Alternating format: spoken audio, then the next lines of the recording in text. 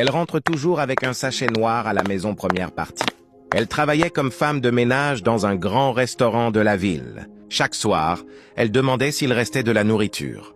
Personne ne savait où elle allait après, le travail. Mais un jour, son patron décida de la suivre en secret. Et ce qu'il découvrit cette nuit-là changea sa vie.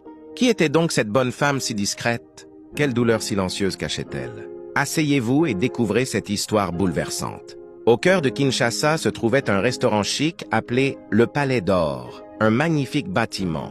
Tout de verre et de lumière, chaque jour de grosses voitures, des berlines de luxe cigarettes. À l'intérieur, des hommes d'affaires, des ministres, des artistes célèbres venaient déguster des plats raffinés. Ce restaurant appartenait à un homme respecté et très riche. On l'appelait Monsieur Kiala.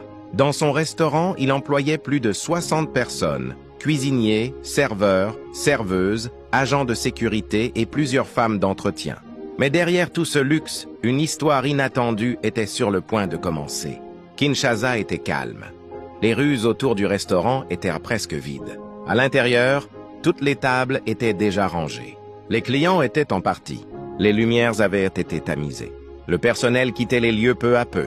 Monsieur Kiala descendait les escaliers de son bureau. Il avait l'air fatigué. Il défaisait sa cravate, soupirait et sortait vers le parking. Il appuya sur sa clé et sa voiture et n'y allait plus. Mais alors, il vit une silhouette. Une femme se tenait non loin de sa voiture. Pas collée, mais assez proche pour qu'il la remarque. Elle portait l'uniforme brun et doré du personnel d'entretien du restaurant. Ses mains étaient croisées devant elle. Elle regardait le sol. Il plissa les yeux. « Qui est-ce » murmura-t-il.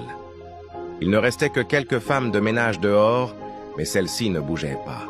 Elles semblaient attendre, et M. Kiala s'avança lentement. L'air était lourd. Quelque chose n'était pas normal. Il s'arrêta devant elle.